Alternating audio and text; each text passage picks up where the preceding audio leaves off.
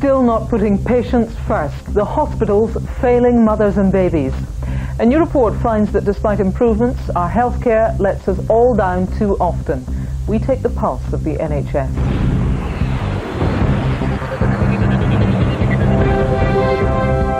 Also tonight, uniting to condemn the bombers, but did the Iraq war make us a bigger terror target? The dodgy doctors who escaped justice for 20 years, warnings it could happen again. And I'm sorry, Sienna, Jude Law apologizes after his affair with the nanny. Hello, I'm Kirsty Young. After all the money, the promises and the endless targets, are patients finally getting the service they deserve from the NHS? Well, a new report from the Independent Healthcare Commission today says no. Its review of health services in England and Wales found waiting lists are shorter, but there are major problems in areas like maternity and dental care. Prize Catherine Jacob reports.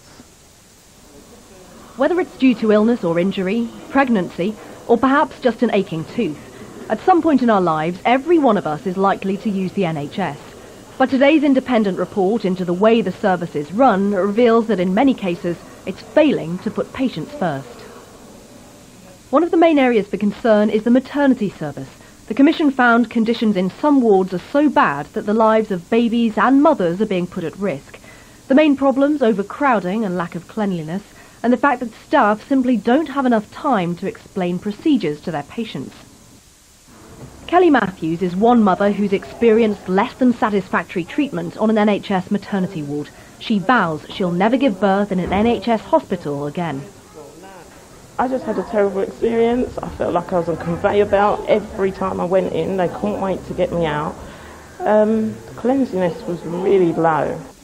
Ashford St Peter's Hospital in Surrey was one of those criticised by the Commission originally in 2003. But since then it's spent more than £1 million trying to turn things around. The main problem was a lack of staff. Every day was firefighting, pushing staff where they were needed, whereas now midwives are able to focus on their jobs, whether it be in the community, here on the postnatal antenatal ward, or upstairs on labour ward. It just feels better having enough midwives around to do the job we need to do.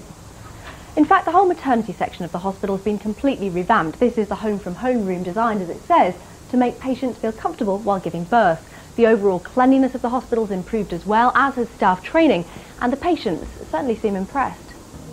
Some GPs' practices also come under fire from the Commission. Among their findings, 11% of people in towns had problems getting an appointment, and that figure rises to 17% in the countryside. This practice in East London has decided to open from 8 till 8 every day to accommodate the influx of patients, but as a result they've taken on 150 extra people onto their books every month. More money is coming to the NHS, but we're having an expanding NHS. People are living longer, we're having influx of new people, young people, asylum seekers. People are also having problems registering with NHS dentists, but there is some good news. The Commission found waiting times for outpatient appointments in hospitals have fallen, and there have been improvements in cancer and heart services.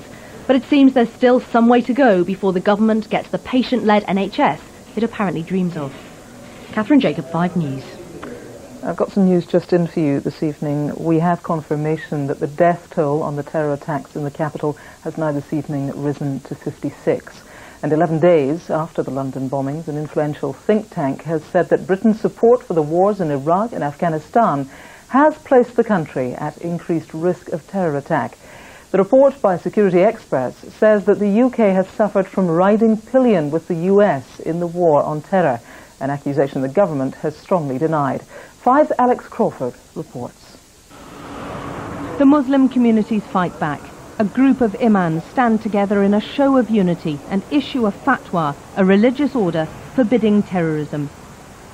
But this leader told me many in the Muslim community believe Britain's role in the Iraqi invasion is to blame for the London bombings. We said to the government, you're going to open the gates of hell. You're going to create more bin Ladens. This war on terrorism will only expand terrorism, will increase terrorism. We've been vindicated, I regret to say. He's not the only one to make the connection between the two. The respected independent think tank, the Chatham House Organisation, has reached the same conclusion. images from Iraq and facts from Iraq have been used by terrorist groups like Al-Qaeda to recruit more foot soldiers, to convince, to brainwash, basically as propaganda and fundraising material for terrorist groups. Britain's described as a pillion passenger to the US, but that's prompted furious denials from the government, who say terrorists have struck worldwide. In 1993, in Somalia, 18 US servicemen were killed. In Saudi, 19 servicemen were killed in an attack on a US military base. 2 years later, US embassies in Kenya and Tanzania were bombed. And in Yemen, a US warship was attacked and 17 sailors killed. More than 200 were killed in a nightclub attack in Bali. And this weekend in Turkey, a country adamantly against the Iraq war, 5 people were killed when a bomb went off on a tourist bus. All these, the government insists, show terrorism is indiscriminate. It is the terrorists who will seek any excuse whatsoever for their action, and it is the responsibility of people in the civilized world to stand up to that terrorism and not provide them with any excuse whatsoever. The passports of 3 of the bombers show recent visits to Pakistan. The government there has repeatedly said it's dismantled the Al-Qaeda terrorist training camps in the country. Not so, says one former Pakistan Prime Minister. There are accusations of these camps existing, and certainly the ringleaders are free.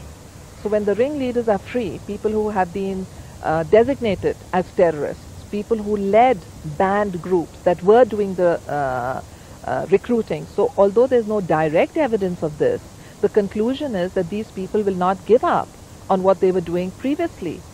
The Home Secretary is busy drawing up new anti-terrorist legislation and garnering support from his Tory and Liberal Democrat counterparts.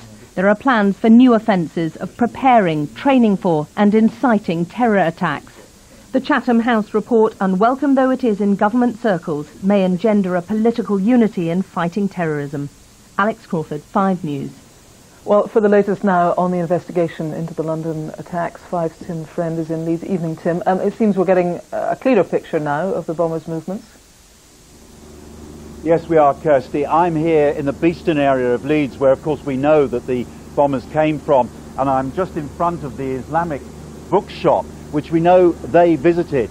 Now, the question that people are asking tonight is how much of a role did this shop play in their indoctrination? The founder has told me tonight it's a perfectly innocent operation, but we do know that the bombers visited this several times before going on to Pakistan, where police think it's quite possible they may have had contacts with people with bomb-making experience. Tim, thanks for the update. Now, a formal bid for the collapsed car giant MG Rover has been tabled by a Chinese firm. The offer is from the Shanghai Automotive Industry Corporation. It said its proposal would focus on the development of new models and a resumption of car production at the Longbridge factory in Birmingham. A 12-year-old girl has pleaded guilty to inflicting actual bodily harm on a 5-year-old boy who was apparently hung from a tree in West Yorkshire. The boy was found wandering alone with red marks around his neck and bruises on his body following the attack in a Dewsbury Wood in May of this year. Mexico has become the latest country to feel the force of Hurricane Emily. Tourists in the holiday spot of Cancun were taken to shelters as winds of up to 135 miles an hour battered the coastline. Most of Mexico's oil production has been shut down, and 2 pilots airlifting workers from a rig were killed when winds slammed their helicopter into the sea. For over 20 years, claims of inappropriate sexual behaviour were made against 2 North Yorkshire psychiatrists, but it wasn't until years later that they were both found to have indecently assaulted patients. Well, now a review into how and why those allegations were ignored for so very long has raised concerns that even today, patients and staff who complain may struggle to make their voices heard. Leila Hayes reports. More than 20 years after being sexually abused by her psychiatrist, Lilla Taylor is still haunted by what happened to her. Her complaints and those of many women like her were simply ignored. I was quite ashamed as well of what had happened, and well, it was an absolute betrayal of trust. Her abuser was Dr. Michael Haslam. 2 years ago, he was convicted of rape and 4 counts of indecent assault on patients. The rape conviction was later quashed on appeal. Yet he was not the only doctor in York being complained about. Kathy Hack was a patient of consultant psychiatrist William Kerr. He was also found to have indecently assaulted a female patient. Very domineering man, quite intimidating, yes. He was quite, from what I was, from what I remember and what I've been told by the other days, he was quite a big man, tall, broad, so quite intimidating. At an inquiry today, former patients of both doctors lined up to hear why their numerous complaints had gone unnoticed. The inquiry found that both staff and patient concerns about the doctors were ignored and that management had repeatedly failed to act on the complaints. What we are concerned about is that until the change of culture spreads through the NHS, not just locally, there are likely to be incidents and there are likely to be patients who attempt to raise their concerns who are not believed. The inquiry report said more needed to be done to make sure that abuse of patients within the NHS was not tolerated. Experts agree. Nobody is collecting information about how widespread the problem is. So, for instance, there's no way of taking a snapshot at the moment of the prevalence of sexualised behaviour by NHS staff towards their patients. For over 20 years, women complained of being sexually assaulted by these two doctors here in York. Nobody listened. The worrying conclusion of today's inquiry is that even now, there are no guarantees that this won't happen again. Layla Hayes, 5 News, York. Tony Blair has led tributes in the Commons to the former Conservative Prime Minister Sir Edward Heath, who died last night at the age of 89. Parliamentary business was cancelled as a mark of respect. Ted was very blunt in his manner, though once you got to know him, very kind. I remember I first met him at a parliamentary reception in the mid-1980s, shortly after I became a member of this House. He said, "Are you an MP?" "Yes," I said. "Which party?" "Labour," I said. "We don't look like it or sound like it," he said. Ted Heath was one of the political giants of the 20th century. As Chief Whip during Suez, as a cabinet minister under Harold Macmillan and Alec Douglas-Home, and above all as the Prime Minister whose single-minded determination took us into the European Economic Community. Michael Howard in his tribute there to Ted Heath. An Afghan warlord has been found guilty of a heinous campaign of torture and hostage-taking after a landmark trial in Britain. Faryadi Zardad was convicted of pursuing a reign of fear during the civil war in Afghanistan in the 1990s. It is the first time that a major foreign warlord has been tried in this country. So, what more do we know about Faryadi Zardad? Well, he was a commander during the Afghan civil war between 1992 and 1996.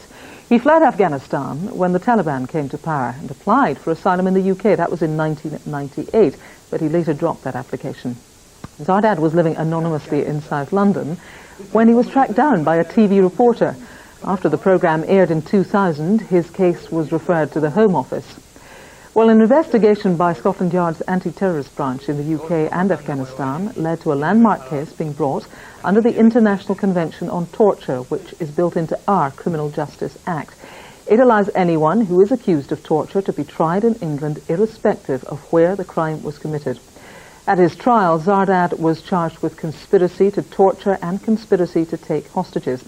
Well, Attorney General Lord Goldsmith told the court that it is unusual to try cases in the Old Bailey when the matters concerned did not occur in the United Kingdom. It is more unusual still to try matters when the defendant is not a British subject, nor the victims British.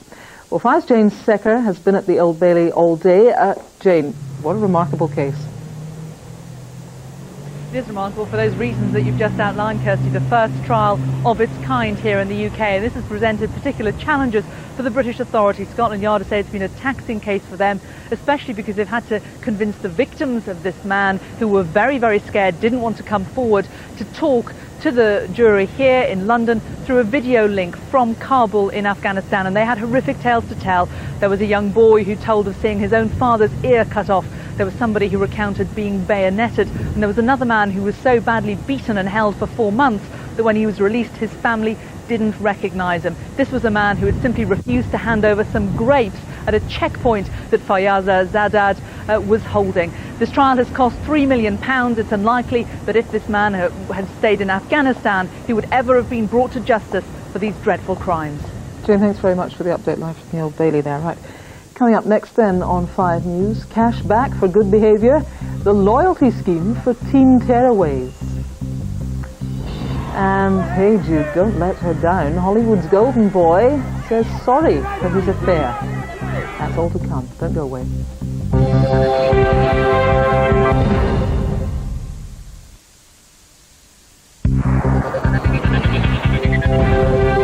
Hello again, this is 5 News. Now, most parents will admit to bargaining with their kids, whether it's to get them to clean their room or simply to get them to be quiet. But what about outside the home? Well, a new government scheme is now looking at introducing loyalty-style cards for teenagers where good behaviour is rewarded with cash credits. But is it just bribery, pure and simple? 5's Ruth Liptrot reports. Teenagers in need of a nudge in the right direction may soon be rewarded for staying out of trouble with a scheme modelled on supermarket loyalty cards. Generally, the card is, I think, going to be very positive for young people. It will give them discounts to get into places that they want to go, build up credits on the card, if you like, for good behaviour, and also the opportunity to take some of those opportunities away if young people don't behave. Here at Fairbridge Youth Charity Centre they have a similar objective, to teach young people basic skills, as well as the message they have responsibilities as well as rights. Development doesn't just come through rewards and punishment. It comes through getting people involved in the sorts of things that actually help them face their problems, help them overcome them. Critics will argue that the scheme will be relying on bribery to encourage teenagers to behave themselves, but this is hardly a new concept. After all, which one of us hasn't earned a bit of extra pocket money for doing the washing up? Thank you. And for these teens, it's all about incentives. This lot ask for £20 per word to give us their opinions. Still, you don't ask, you don't get. It has to be a good bribe.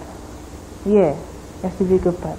If you say that you get extra points for doing good stuff, then they might do real good stuff just to get what they want. Obviously, there's a bit of bribery, but at this point in time, I think that is needed. But there are fears that deducting credit for getting into trouble could prove counterproductive. If you say they take the point off, they're just going to be like, oh, what's the point of doing it, or just forget it. The scheme will be piloted across different boroughs over the next 2 years. Ruth Liptrot, 5 News.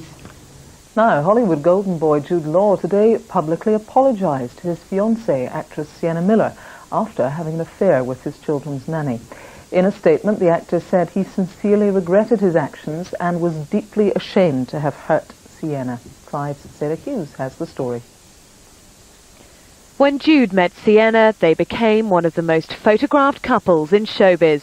He was Hollywood's golden boy, she a style icon with a flourishing acting career. Their relationship began on the set of the movie Alfie. The most beautiful women reside in Manhattan. Just look around. How could a man ever choose to settle down with just one? But now their engagement is said to be hanging by a thread after Jude admitted he'd had an affair with his children's nanny. His confession came after Daisy Wright told a Sunday newspaper they'd reenacted a love scene from Alfie. In a statement, Jude said, "I'm deeply ashamed and upset I have hurt Sienna and the people most close to us. I want to publicly apologise to Sienna and our respective families for the pain I have caused." I think it will damage his reputation to a certain extent. He's got a great army of female fans who I think will feel sort of a bit betrayed by it. They're the golden couple, and I think to have it shattered so sort of brutally like that could be very destructive for him. Allegations of affairs create a tabloid frenzy. The Beckhams were hounded for weeks after Rebecca Luce claimed she'd had a fling with David. He's always denied it, but she's built a new career on it. I was wrong to have done what I did. I know that, but it did happen, and I'm not going to live with a lie for the rest of my life. Jude Law has at least been honest, and Sienna may forgive him. He'll have to hope the film-going public can too. Sarah Hughes, 5 News. Right, in a moment, Lara is going to be here with the weather, but first a reminder of tonight's top stories. An independent report into the NHS says patients are not being put first, despite some improvements. The 3 major parties have agreed in principle to cooperate on fresh anti-terror legislation following the London bombings, And an Afghan warlord has been found guilty of a campaign of torture and hostage-taking following a landmark trial at the Old Bailey. Now, if you'd like to get a sneak preview of what's coming up on 5 News each and every night, then I can send you a daily email. You can sign up for that at www.5.tv/news. The good news is it's not going to cost you anything. It's your chance to find out from me and the team the stories that we are chasing for you. Now, coming up tonight at 7, find out why this man got himself into a